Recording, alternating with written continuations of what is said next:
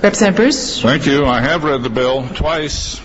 The more I read it, the more I dislike it. I would like to have the opportunity to state at the microphone why I don't think we need 5,000 more illiterate peasants in Colorado. Representative Bruce. Doug Bruce, anti-tax crusader, Mr. Tabor himself. How dare you? This is a problem that Mr. Bruce has had for a long time. He simply cannot take responsibility for his own actions and is always looking for someone else to blame. But all these problems he has created for himself.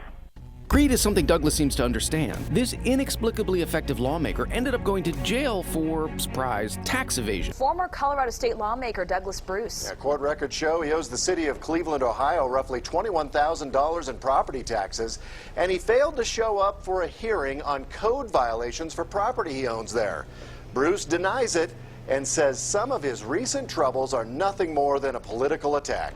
Guy Douglas Bruce was a businessman who had an idea: put a cap on the amount of tax revenue the state government can keep on a yearly basis. Liars lost, the people won. It alters the course of Colorado history. Doug Bruce has been incredibly influential in the state of Colorado. We don't get to benefit from any of the advantages of growth. We have underfunded schools, unaffordable higher education, student debt that is just crushing people. We certainly don't have enough money for our transportation infrastructure. We're going to strangle ourselves on our own growth.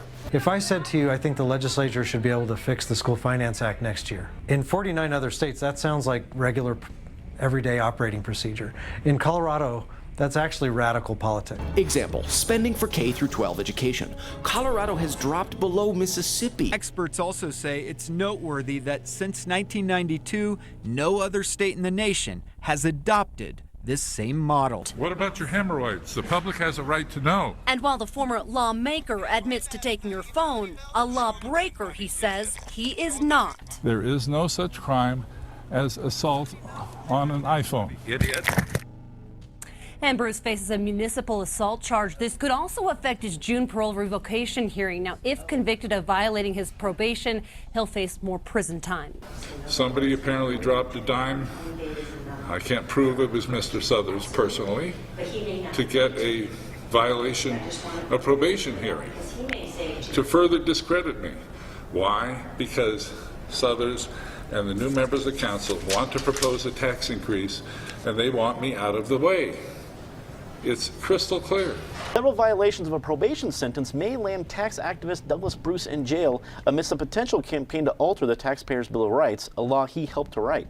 Bruce claims he is innocent, that he's a political prisoner, but a Denver district court judge has ruled that he violated 5 different conditions of his probation. Is this situation a big deal? It's a big deal only because Douglas Bruce is a criminal, not a political prisoner. People would be very foolish to say that civil rights just has to do with benefits to black people, Hispanics, blacks, Orientals, whatever. The government wanted to punish me because I wrote the Taxpayers' Bill of Rights, which limited government's ability to take away our money.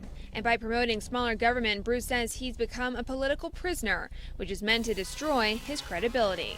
Well, Martin Luther King and I are both freedom fighters. That's what, that phrase came up with when Bill Clinton got caught committing perjury and engaging in sexual abuse with a barely legal fat chick. And that's where the phrase came up. That's moveon.org. That was the Bill Clinton defense.